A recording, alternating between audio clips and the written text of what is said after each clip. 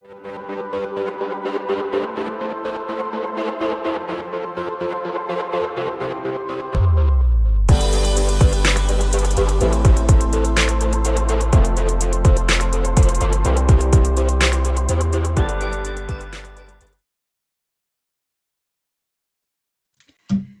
everyone, welcome back to your Dawn of Drones podcast. I'm Dawn Zoldi, your host and the CEO of P3 Tech Consulting. We are in December at the end of 2023. Can you believe it? And this month we are dedicating to the theme of Best of 2023, and it is sponsored by Sage Tech Avionics, so we thank them. And what better way to kick off this month with some of the best of folks in the drone and AAM industries. We've got Kevin, the drone guy Mars from the FAA, and Tran, who is the director of aeronautics for the Ames Research Directorate for NASA. So this has become really an annual tradition where we look back on the year through the eyes of these two incredible folks and their agencies and what's happening in these industries, and look a little bit ahead at what we might see in 2024. So welcome back to the show, Kevin and Hui. Great to be back. Thank you. Thank you. Absolutely. So, we were talking before the show and I'm like, oh, everybody knows you guys, but you know what? There might be like two people out there that don't. So let's go ahead and start with Hui.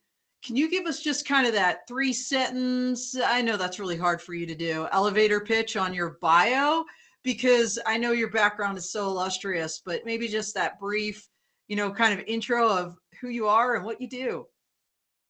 Okay, so my name is Tran, and I'm Director for Aeronautics at NASA Ames Research Center.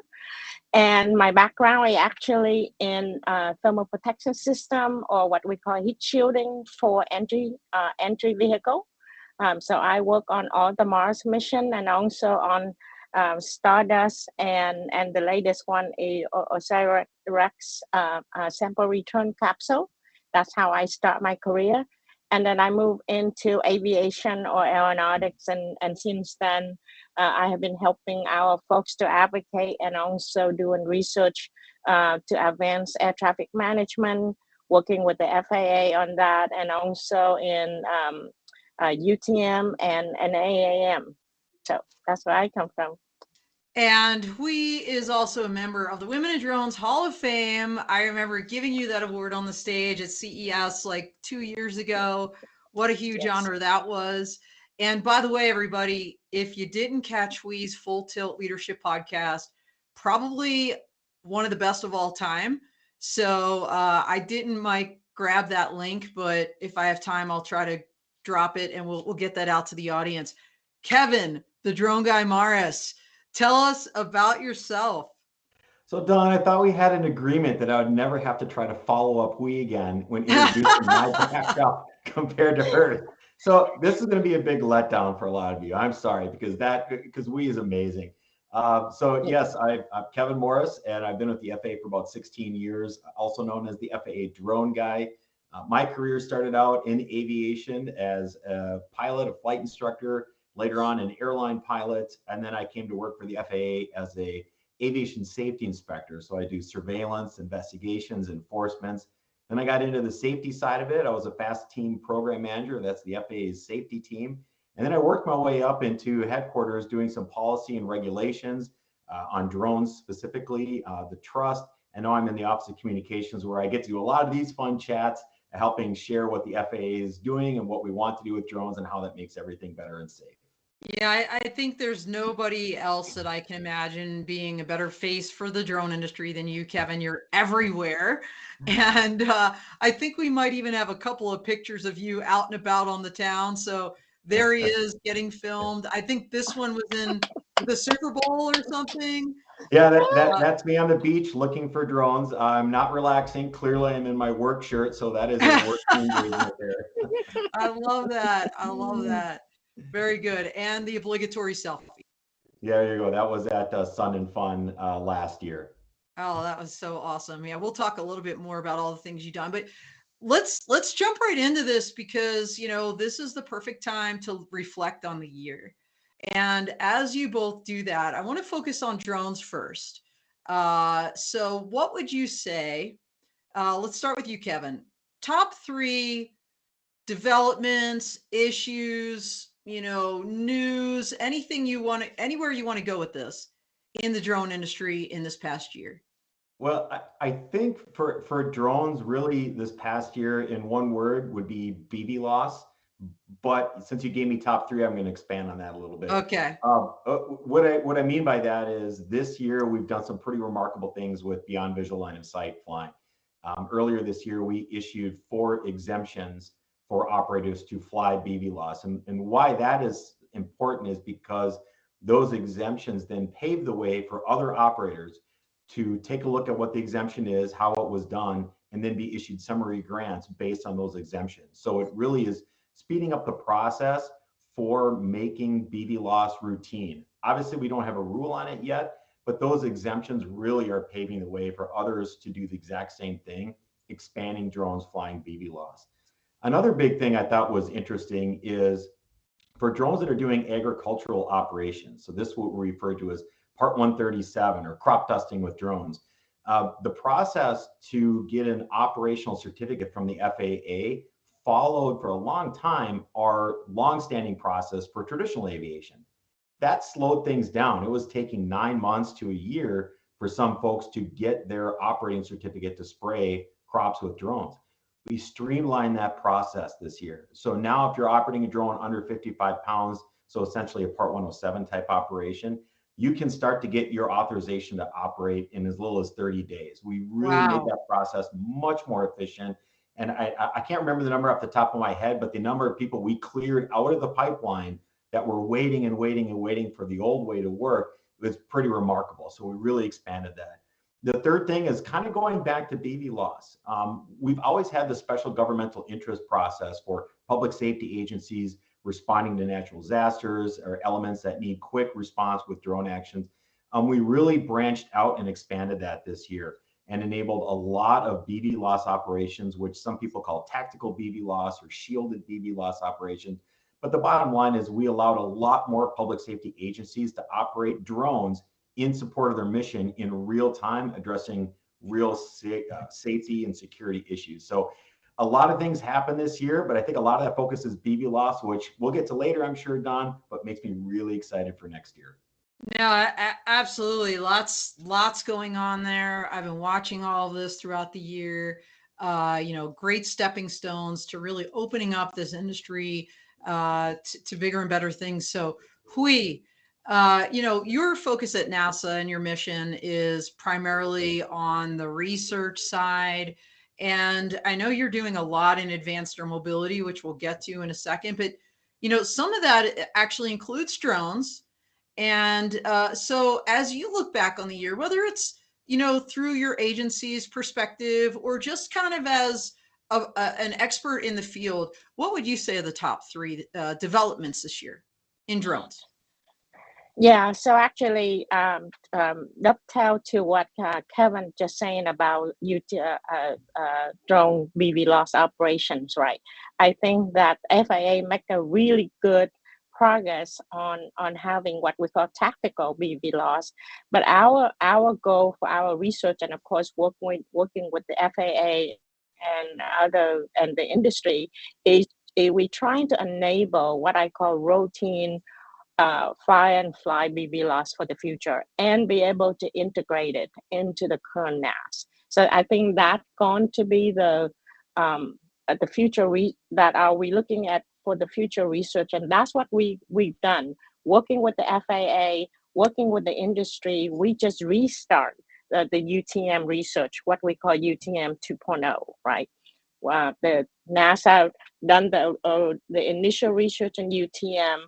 And then we ended the project in 2019, but now based on the demand of the integration, we coming back and we said, okay, we're going to focus the research, helping the FAA, helping the industry on how we're going to integrate this thing in the NAS. And so we start UTM-BV loss 2.0. And we're actually working with the FAA under a transition research transition team. We have selected a key site.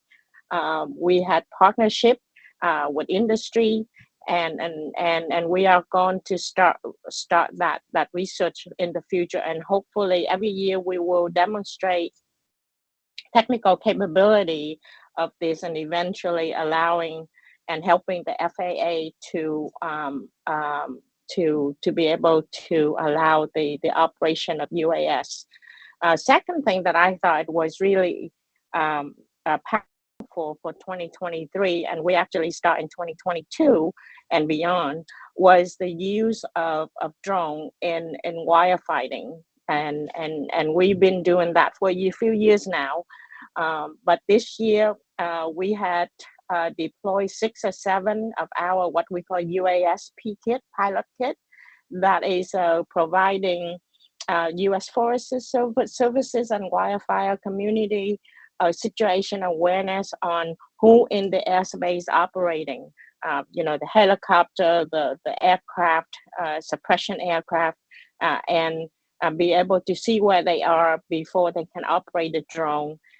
We participate with U.S. Forest Services and air Civil Air Patrol to test out some of this functionality of this kit, and it has been a very good in reception of that. So we're hoping to be able to deploy that more, and then hopefully that the U.S. Forest Services will take that for the future acquisition. And the third thing is that I thought it was really useful to see more use cases and more acceptance of the public on drone, right? So, we're talking about their company that using drone to deliver medical, and also especially in Africa and other third world country using drone as part of their medical delivery. And I thought that was a really good for the 2023. Outstanding. So for those that are listening, I know we've got a lot of people on YouTube right now, a lot of people out there. By the way, these are the experts. You can pick their brains. So send notes in the chat or just say hello. Tell us where you're from. This is live. I've been taking copious notes because I want to follow up on some of these things. This is not really scripted. I'm hearing these answers just as you are for the first time. And I love what I'm hearing. For those that are not super familiar with the drone industry, UTM is UAS traffic management. It's that low altitude airspace management system that's going to be separate but loosely connected to air traffic control, connected insofar as when it needs to be, right? So that's what we're talking about. A lot of research on the NASA side there, and the NASA is the National Airspace System, and integrating drones into that is obviously the key thing that FAA and NASA in support is trying to do. So I have a question for you, Hui, if you're allowed to tell us, and you probably did announce this publicly, but I may have missed it. So for your UTM trials that you're going to be doing in the future, you said there was a key site announced. Where can you share with us where that location is? I don't know. Well, I think they are working to get the clearance for that announcement for the key site. Okay. They are looking at a few, just and it's not, it's not secret or anything. It's just that we need to make sure that the key site would have the characteristic and the airspace that we need in order to make the UTM research reality, right? And also the acceptance of that kind of research. But we're also looking at the key site, what we call as a living lab, which means that once we are setting this infrastructure up, and we're hoping that it, even after we're done, it will remain so that industry, academic, and other government agency can continue to use it as a way to improve the technology. So that's why we call it the key site. But in my view, we call it the living lab, so that we will continue to improve and continue to deploy new technology and be able to test it out before it go into operations.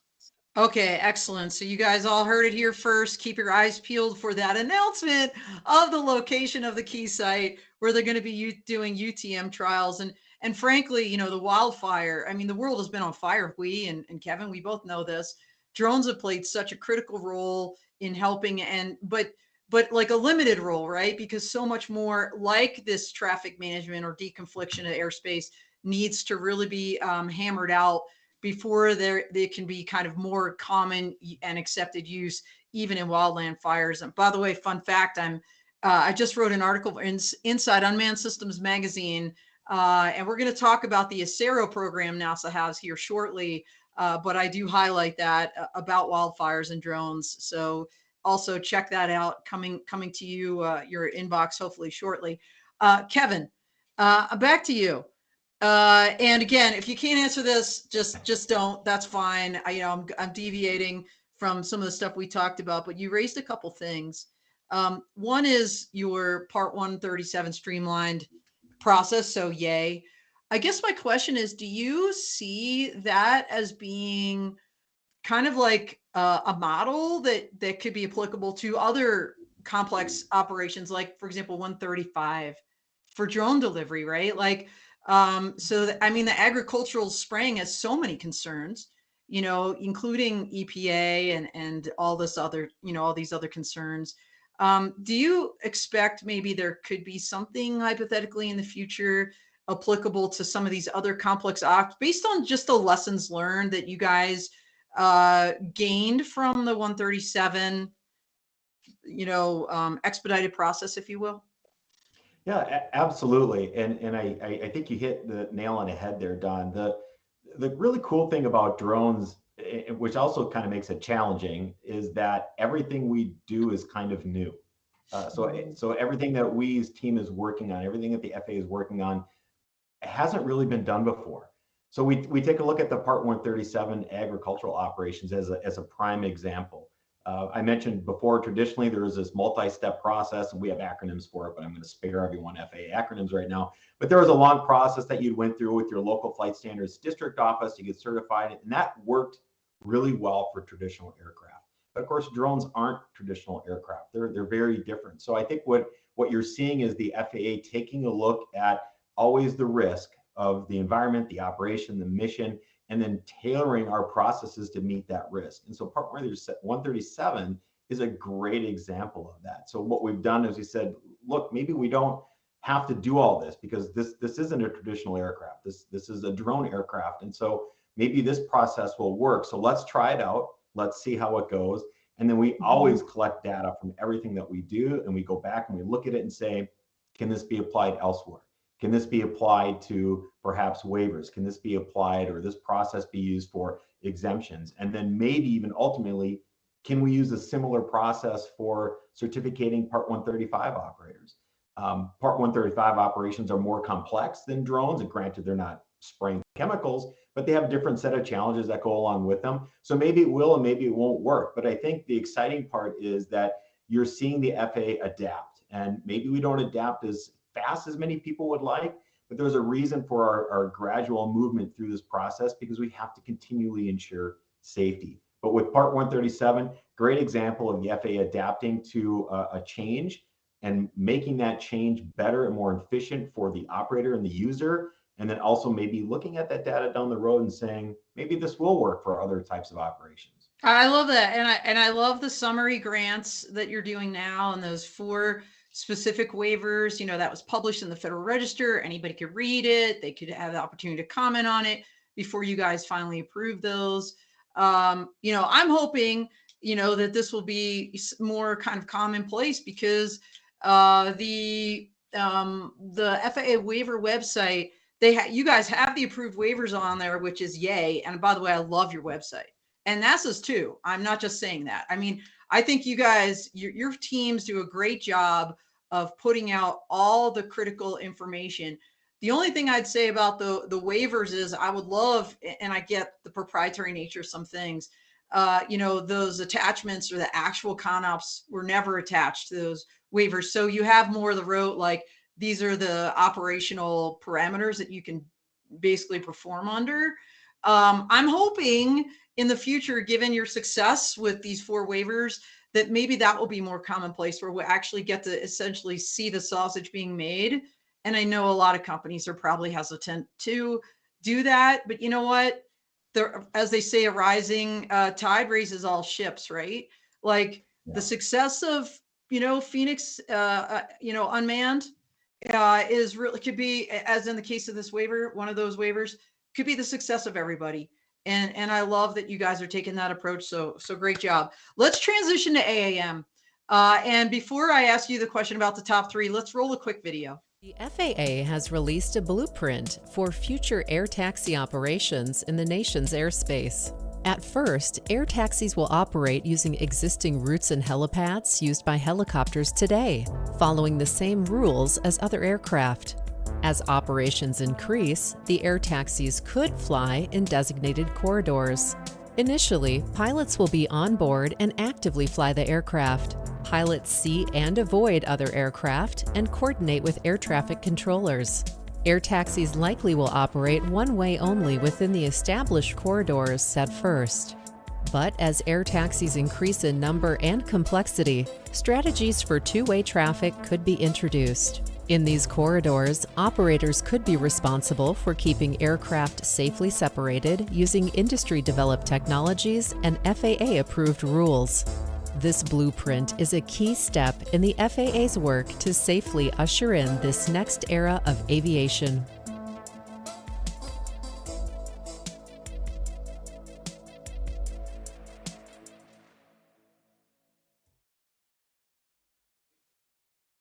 Woohoo! I'll tell you what, drones are super cool, but I have a huge heart for electric vertical takeoff and landing aircraft and air taxis of the future. And I don't know, just looking around this past year, I just feel like there's just been news popping all over the place in that particular arena. And I'm going to start this time with Hui, and then we'll go to you, Kevin. Lots going on, obviously, in advanced air mobility, in particular on the eVTOL side of the house. You guys have been doing things for years, the national campaign, the ecosystem workshops, etc. As you look back on this year, Hui, what would you say the top 3 AAM developments have been? Yeah, I think 2023 probably one of the most exciting year for AAM and the industry itself, right? You start seeing Joby flying, Beta flying. I mean, in New York. In New York, right. I mean, that is just it just so exciting, so exciting to see Archer is flying, and almost like all major OEM in this area is starting to build the aircraft, starting to fly it.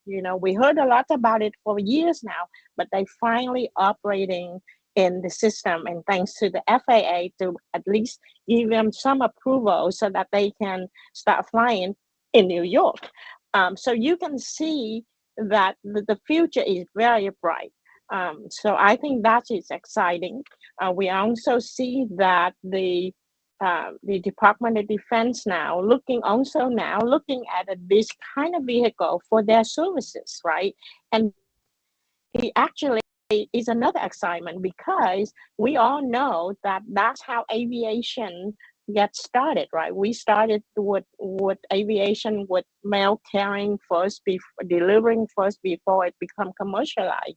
So I think with the governmental and commercial, we putting our head together, different use case, but it's in an exciting time, and we also working with industry on how are we going to again integrate it into the airspace. Now, this vehicle is going to fly higher than 400 feet, unlike the UAS, the small UAS going to fly into to our airspace. How are we going to integrating them and allow what I call routine, scalable operation, not just one-off? What we've seen this year in New York, great, but it's still a one-off, right? We use, but we wanted to be able to scale it, and that's the only way that we can make air taxi affordable for all people, not just a few. So I think that's very exciting.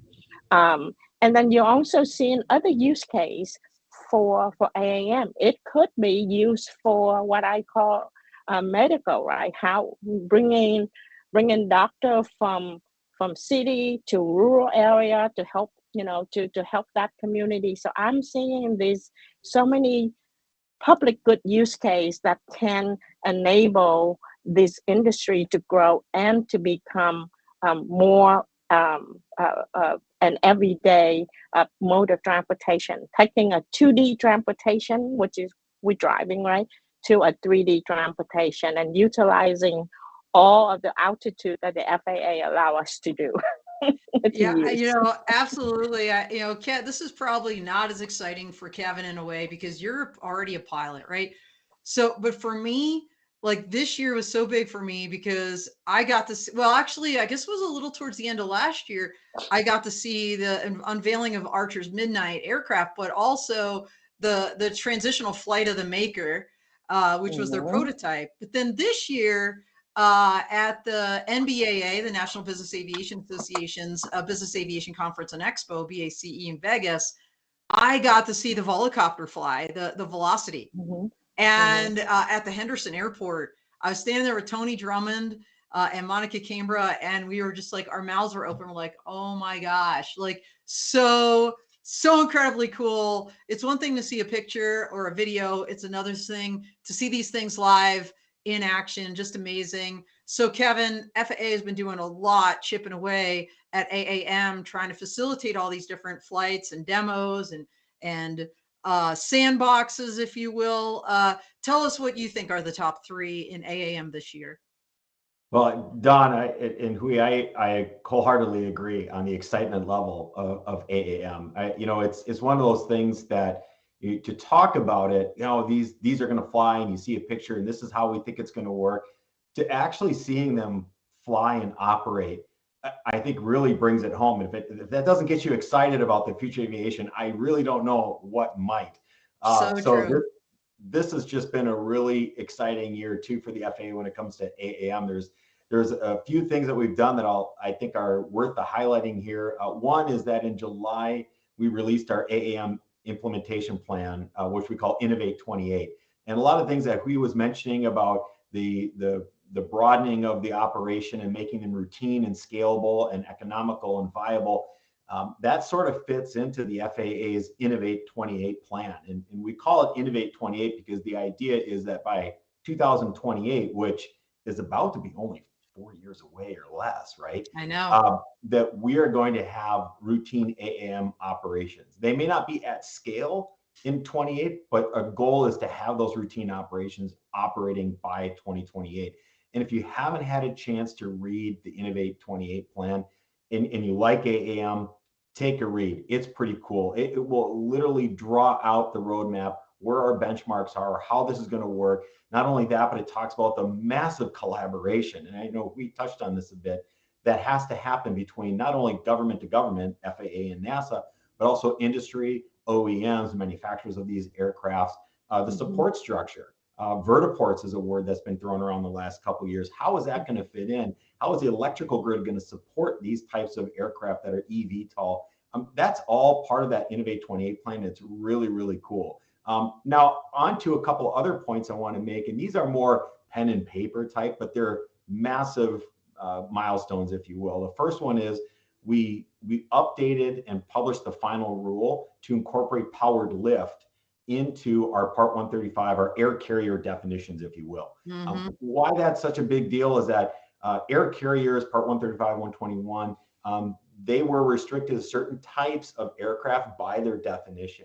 So in order to bring eVTOL into that realm, we had to change the definition, which sounds super easy, but if you've been involved with FAA rulemaking, nothing is super easy with FAA rulemaking. So really, I'm really glad to see that we got that done. We published that final rule. Another one was a proposed rule that we published, and this is going to bring in the piloting aspect of it. So how are pilots going to fly these? How are the pilots' requirements going to be set to fly these? And how are we going to train pilots, the initial cadre of pilots that go out to fly these eVTOL aircraft? How does it all work? So I think just building on what we had said with our Innovate 28 plan, the final rule we issued on powered lift into air carrier ops, and the proposed rule on pilot training, I mean, we're really moving forward. We always say crawl, walk, run, but it seems like this part is moving really quickly and for good measure, because this stuff is really cool. Well, correct me if I'm wrong, Kevin, and I might be. But this month in December, aren't there supposed to be some flights happening in the Dallas Metroplex area? Not just drones, but also maybe advanced air mobility like eVTOLs. And I forget what that initiative was called, but kind of that start, and it's interesting because it's outside of what we would the designated official test sites that Congress designated by law. It's outside of the Beyond program, which is focused primarily on drones and beyond visual line of sight. So is that happening this month, or and it doesn't include AAM eVTOLs?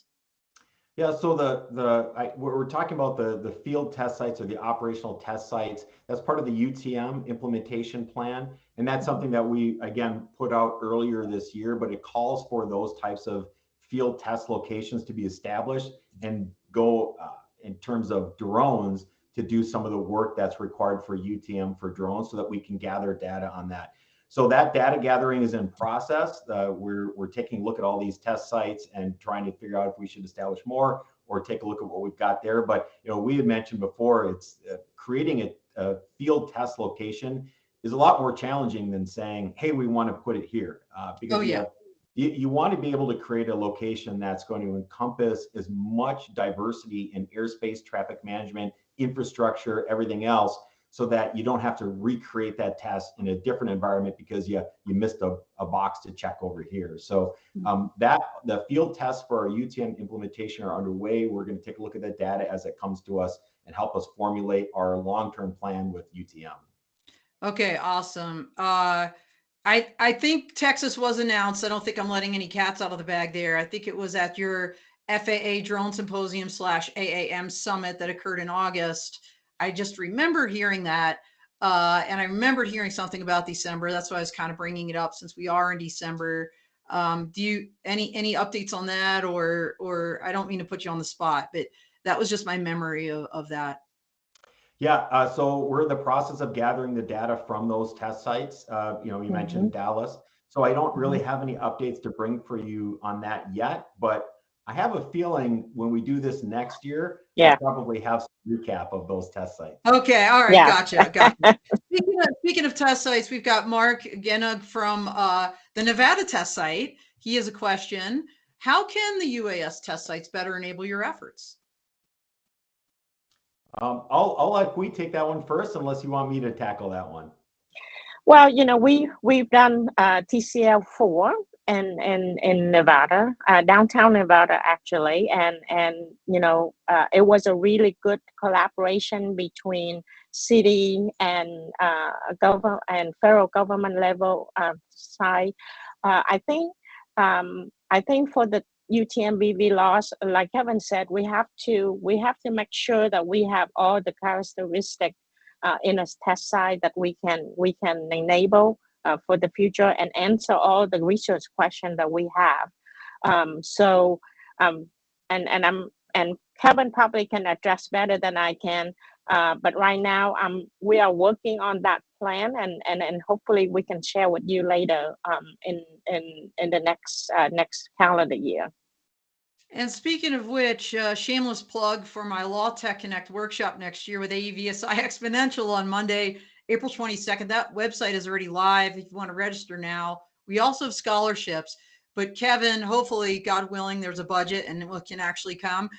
He's going to be on our faculty talking about which one? Oh, you're the global drone regulations representing the U.S. perspective. But we're also having an AAM panel. And state of the states. So we're going to have a couple of these test site folks talking about their efforts. So definitely come and check it out. It's going to be awesome. Kevin, we're running short on time. I knew this, look, we just did the top 3 and we're already at like 9:35 Mountain Time. So here's what I want to do. Number one, I want to backtrack and just mention that the UTM trials that we was talking about in the context of wildland firefighting, it's part of the ACERO program. It's called the Advanced Capabilities for Emergency Response Operations. It's much bigger than just that kit she was talking about for airspace deconfliction. So check out the NASA website. We're not going to be able to dig deep into that now.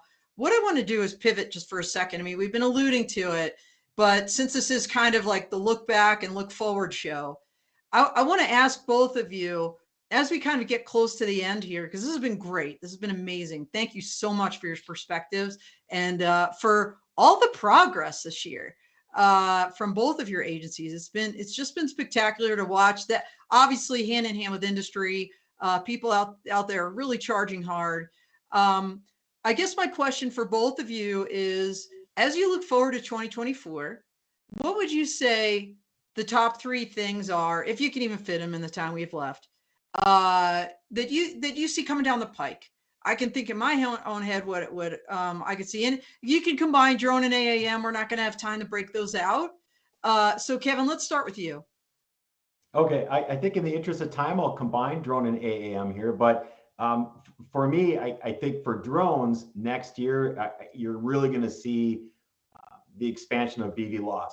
I won't commit to say that there'll be rulemaking, but it's no secret that we've had an ARC, an aviation rulemaking committee on BVLOS out there, and we've received the final report of that. We're taking a look at these exemptions for BVLOS. We're using them as summary grants. For the first time ever, we started to do operations like package delivery, BVLOS, without the use of visual observers. That just recently happened. And that's really cool advanced type stuff. So I think for drones for next year, I would expect to see a lot more on BVLOS, is what everybody in the industry is hoping for. It's what a lot of us in the FAA are working very diligently towards. So for me, that's probably going to be a big thing for drones.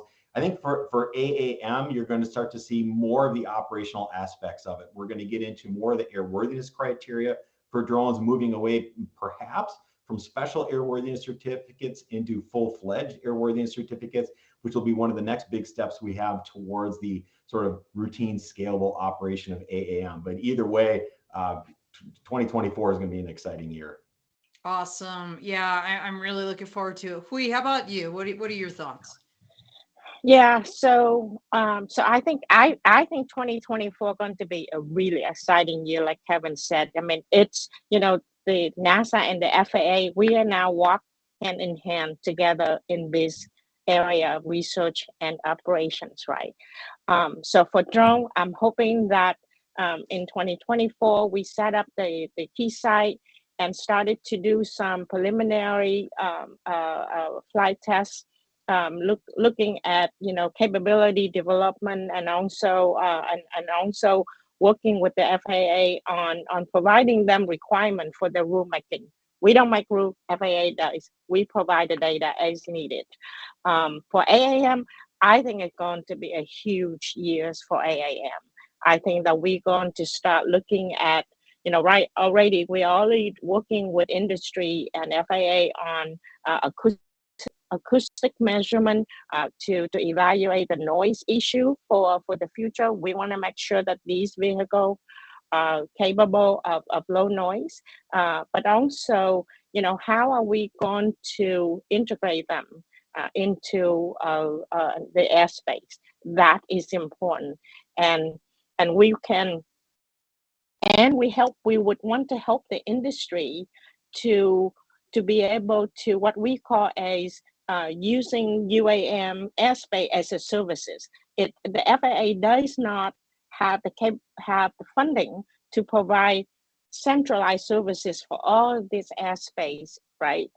Management. So can we help to provide research results so that company can come in and start provide that kind of management as a services, and the FAA act as a policymaker and not enforcer, but checking and balances. And the next thing I think that's going to be exciting, and actually we hoping to get it going, is wildfire. We wanted to make sure what we are hoping to do is developing a concept of operation, interagency kind of operation to start the feasibility of what we call second shift. Can we do aerial suppression during degraded condition, or even at night? That's when the fire is the most calm. So can we do that with remotely operated vehicle or autonomous vehicle? So that kind of thing, I think you're going to start seeing in 24.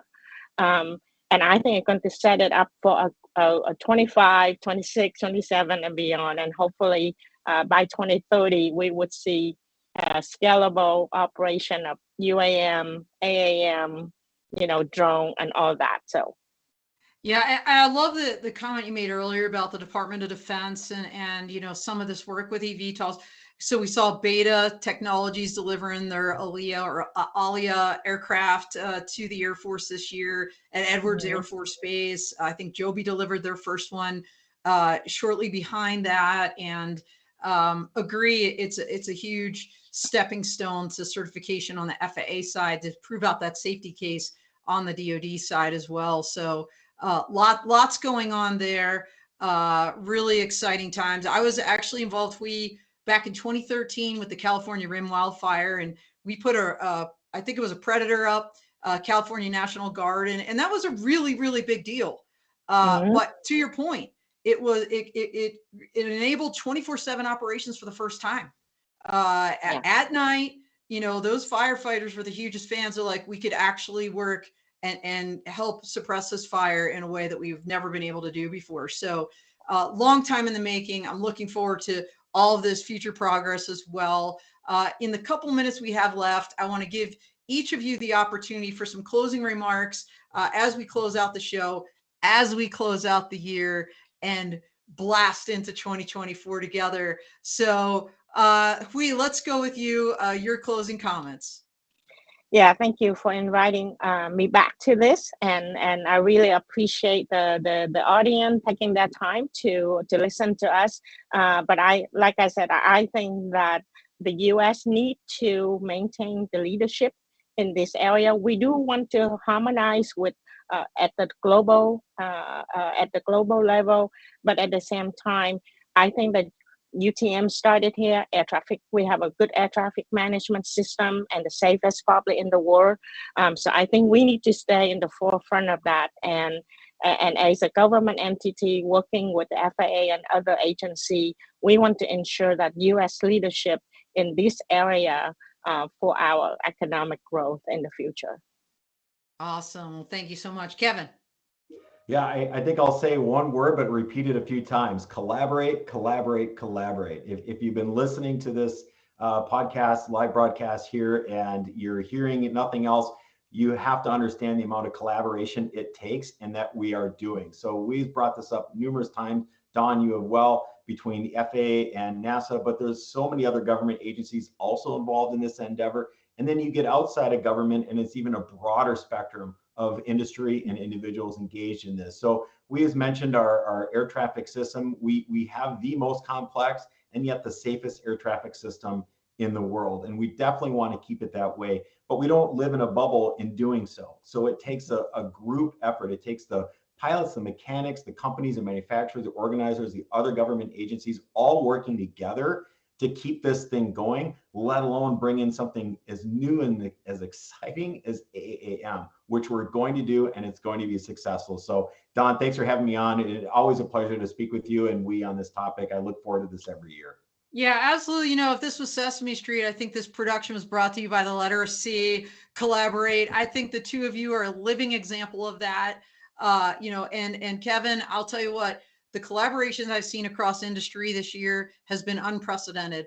Companies that you would think are rivals are partnering together. And in fact, it was just yesterday on Twitter, now the app formerly known as Twitter, now X, where I saw Archer go out and say, hey, we're collaborating with Beta on charging stations.